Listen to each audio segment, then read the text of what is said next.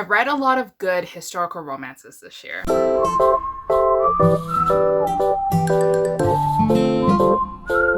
Hi guys, welcome back to the channel. Now for today's video, I'm going to be doing my best of historical romances so far that I have read this year in year 2021. I took a look back at my reading challenge on Goodreads to keep track of all the books that I have read this year, and I saw that I actually read a lot of historical romance, and majority of my 5-star to 4-star reads were from that specific subgenre of romance, which is really surprising to me because the contemporary romances that I did read this year so far has been so far pretty disappointing. Like, they were in the 3 to 4-star range. So unfortunately, I can't really justify making a video of best of contemporary romance books so far that I have read. So I'm going to spend the next 6 months until the end of year 2021 on a hunt for 4 to 5-star reads that I would recommend to you in the contemporary romance genre. But since I did read a lot of historical romance for the first half of the year, I thought that this video would be helpful for those who are exploring the genre or who are already in love with the genre and want to read more historical romance. So I think the first historical romance that I do want to talk about is actually a historical romance that I did read recently, and it's from Lorraine Heath. This is the first book in her new series. I don't know if it's a duology or if it's a trilogy, but it's part of her Once Upon a Dukedom series. This one's called Scoundrel of My Heart, and this book came out this year in 2021. I would highly recommend you to read it because it felt like old school Lorraine Heath that I did fall in love with last year when I did first start reading her. So Scoundrel of My Heart follows a character who is basically the spare to the dukedom. So as a spare back in the olden days, you would not get anything at all. Your brother will inherit everything from the family title, and it's really just like up to you to like figure it out and to build a business so that you can survive. So our main hero is kind of bitter over that because he's actually in love with a girl that needs to marry a duke and needs to marry someone who has prestige and title and money and influence. And so this is kind of like a friends to lovers romance between these two characters who can't really be together but also can be together in the end if they did choose to give up all those things that I just mentioned. I really like this one because it was like so fluffy and so sweet from Lorraine Heath, in terms of our hero kind of just always caring about our main heroine and always like teasing her. It started off kind of like enemies to lovers at first, but then it quickly turns to friends to lovers. I loved his nickname for her. I thought it was really sweet and really adorable, and it definitely made me awed. In the end, I gave this one actually a 4 out of 5 stars. It wasn't a perfect 5 out of 5 for me, but I would still recommend you to check this series out. And I'm so excited for book number 2 that is also coming out this summer. So the next book that I would recommend you to read is actually this one called The Footman and I by Valerie Bowman. And now this one was told to me by Lacey that someone actually recommended us to read it during the historical romance readathon that I did host with my friends last year and also this year in January. But I forgot about it, or I didn't see the recommendation, and I actually found this kind of like myself afterwards, like after a couple months, and then I read it and I absolutely adored this one. This one follows a group of men who have money, who have influence, but don't want to marry someone who wants only those things, and that they want to marry someone that they can trust and that they can actually potentially fall in love with and that they can spend their time with. So what they do is that they dress up like the help and they dress up like servants in the household so that they can easily spy on the girls that are going to be entering into the season and that could potentially try to be their wife. And now this is the romance between our main hero, who dresses up as a footman, and then our main heroine, who doesn't really want to have a marriage and doesn't want to be a part of anything, but she finds herself falling in love with the footman, of course. And now she's torn between her feelings because she knows that she can't marry a footman, but she also knows that she can't marry someone she doesn't love. And ultimately, I love this one because I thought it was such a fun and quirky idea. It was such a fun refresh of a historical romance that you typically wouldn't read from traditionally published romance. This one's actually published by Valerie herself. This one I gave a 4 out of 5 stars, and I still recommend you to definitely go check it out. So the next book that I would recommend you to read is The Duke in My Bed by Amelia Gray. And now this one was my first Amelia Gray novel, and I was really impressed by it. This one definitely, I gave it a 5 out of 5 stars, mostly because it did tug on my heartstrings a lot. It's about a main character who is very strong-willed, but she knows that she needs to marry into money because she has like a whole family that she has to take care of. Like her family is kind of left destitute, and it's up to her as like the eldest to be married so that she can use the fortune that her husband gives her and that they can spread the wealth among the family members. What she doesn't expect is to fall for a person who is very grumpy and who is always angry all the time, but he only cares and protects her and is only really sweet to her. And then afterwards, there's like a lot of scenes in there where they're really trying to fight their attraction for each other, where they're trying to lie to each other about each other's feelings because they're lying to themselves really. They don't want to admit their feelings for each other. There's like certain scenes with the family members too that definitely made my heart kind of like beat a little bit faster, because I was like thinking that these scenes were just so adorable. So I definitely would recommend you to check this one out. I actually read all the books in this series called The Heirs Club of Scoundrels, so I read book 2 and book 3 afterwards. They weren't as good as this one, so definitely start with this one from Amelia Gray. So the next book that I want to recommend you is actually an author that I tried for the first time, I believe, this year. Absolutely adored her and read all her backlisted work, and now I'm eagerly anticipating for her next release that's coming out, I think, in the fall. I actually have an arc of the book already, so I'm already reading it. So this author is Lenora Bell, and the book that I would recommend you to check out is What a Difference a Duke Makes. This one is definitely for the fan of romance readers who love single dads. So our main hero is very brilliant at his job. He knows what he's doing. He's actually kind of like an inventor, and he works at the train station, and he tries to make sure that the railroads are built properly and that the trains are built properly so that like a lot of people can ship things and travel and commute to countries and things like that. So he's really focused on his work, and he's definitely a workaholic, but what he doesn't really know what to do is to take care of his twins at home. So what he desperately needs is a governess. So he hires our main heroine as a governess, not really like checking in on her background or whatever, and he quickly realizes that they have like a great working relationship with each other. She's really got a good handle on the kids. She knows what she's doing. She's well educated. She's definitely a lady. But what he doesn't really expect is to actually have this really strong attraction for her and this sexual attention that happens when they're in a room together. And then afterwards, this book was just so good in the sense that there were so many heartwarming scenes with our characters, with our main hero who learns to be a proper father and learns what it takes to be a proper man of the household, caring about the emotions of his twins, learning about like their stories and learning more about their personalities, and also learning more about our main heroine as well. Our heroine definitely fit in the family really well, and it breaks your heart when certain things do happen. There are a lot of beautiful scenes in this book that definitely made me a little bit like odd at like how beautiful it was in my mind when I was reading it. So if you read this book, definitely let me know.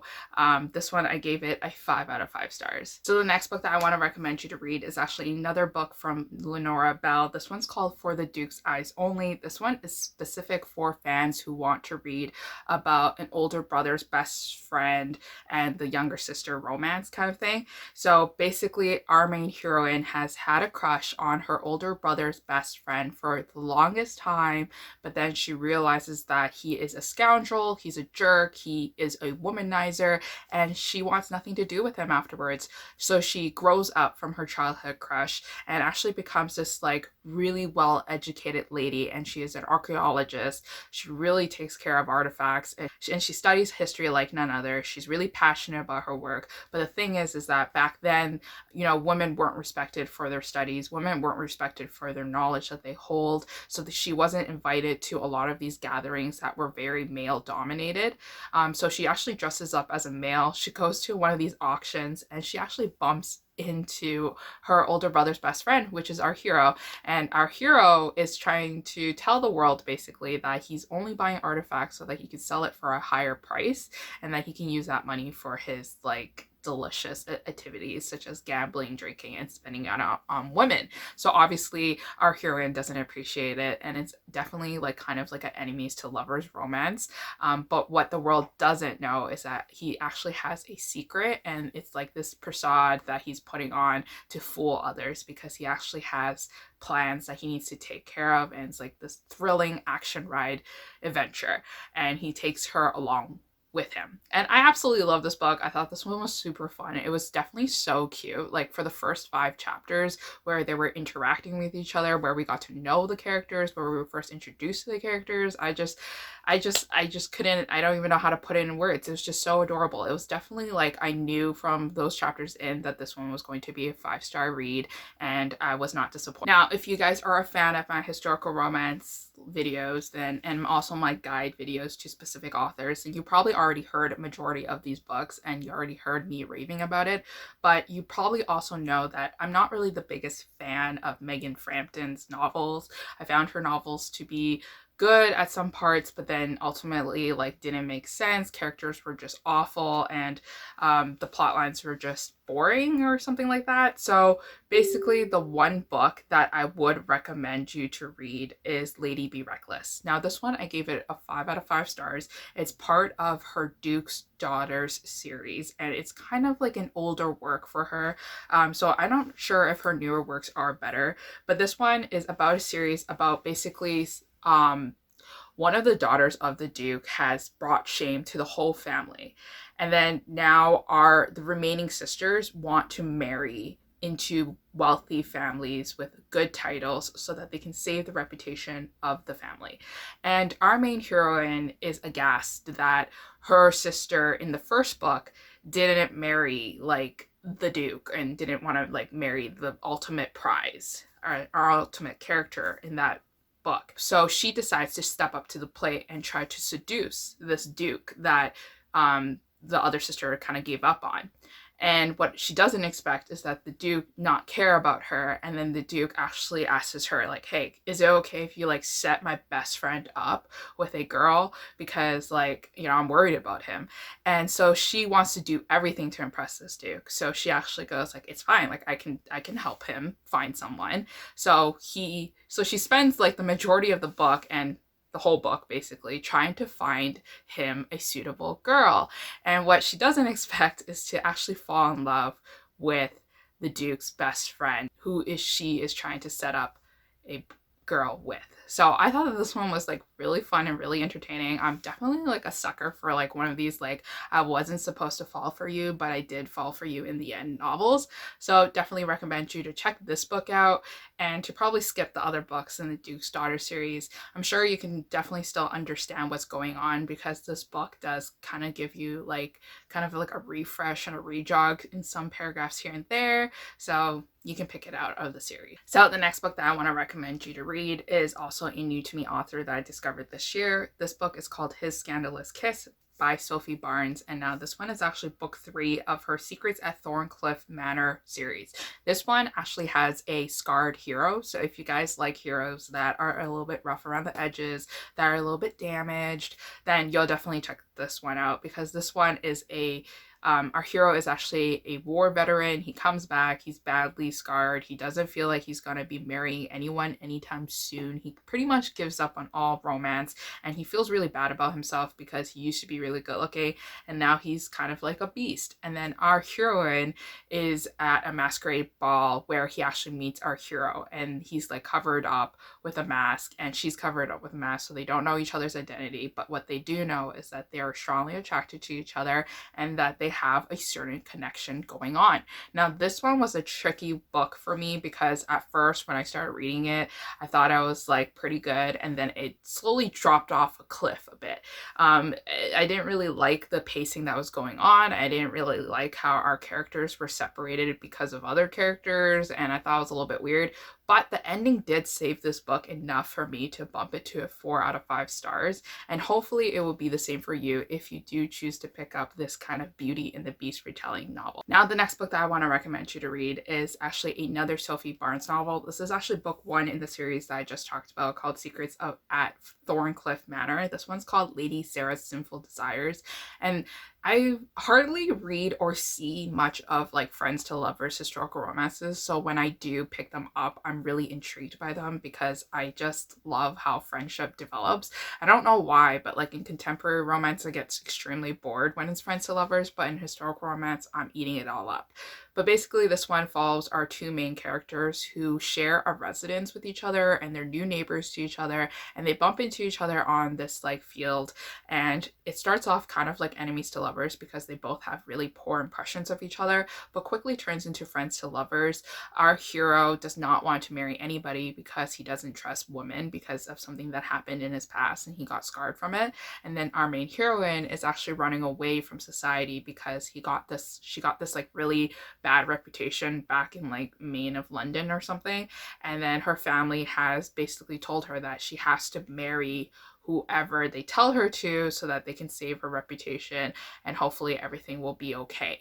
And this one, I thought it was really cute in a lot of parts because he definitely wanted to protect her from a really bad marriage, and you could see that he's like has this inner turmoil of like whether or not he should like give up on like what he thinks what is true about women, and whether or not he should just like leave it and let her suffer the consequences. I don't know. I thought the main characters and also the side characters definitely added a lot of spice to the series because we got to meet our main heroes like mom and sister who were very meddling with the romance, so I thought that was cute and funny. So this one gave it a 4 out of 5 star read. Now, the next book that I want to recommend you to read is actually another historical romance from Lenora Bell. This one's actually part of her new series called Wallflowers vs. Rogues.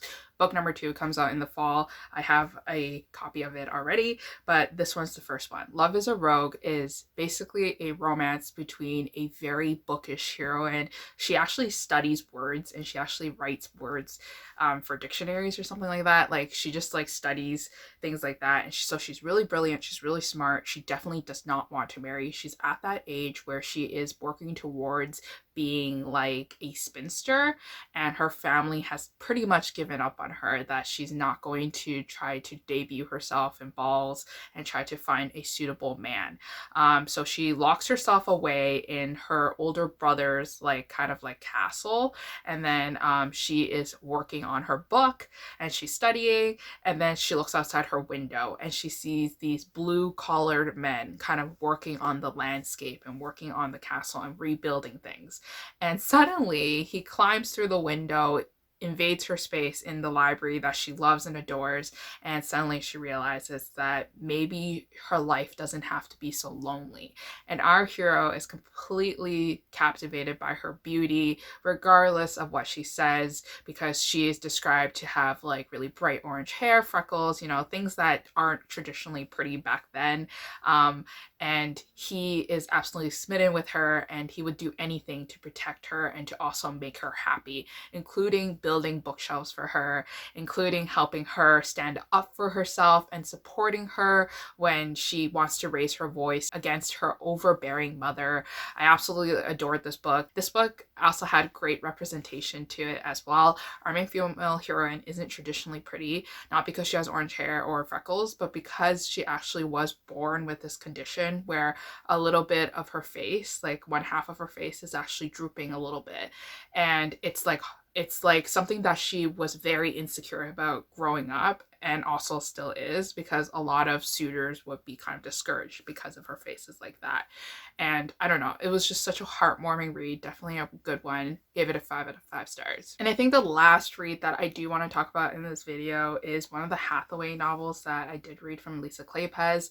The Hathaways was a good series. Like, it was a solid series. It wasn't something that like I would write home about a lot. It would be like something that I would mention in a letter back home. And speaking of letters, the book that I would recommend you to check out is Love in the Afternoon.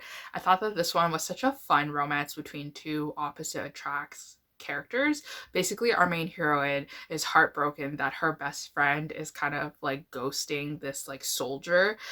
She basically is not replying back to these really well written letters, and our main heroine can't stand the fact that these letters are being unread and unreplied to. So she asks her best friend if it's okay if she can like pretend to be her and actually reply back to the soldier. And then the best friend's like shrugging, like, I don't care, you do whatever you want. So she actually spends all her time replying back to these letters and getting to know our main hero and getting to fall in love with our main hero potentially.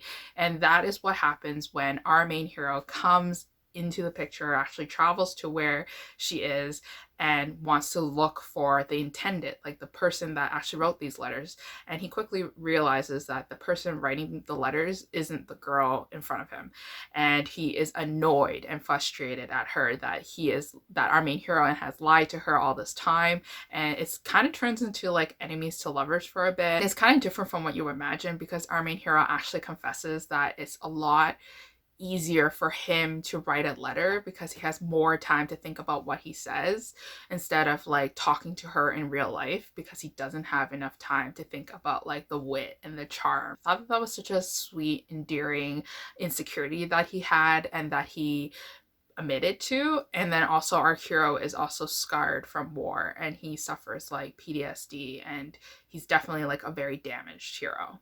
And I really enjoyed it. I gave this one a 4 out of 5 stars. So that is it for all the best historical romances that I did read this year so far. Hopefully you did add some books to your TBR and you can join me in happy tears when you read these books. But let me know if you read any of these books down below in the comments, and I'll see you guys again next time. Bye.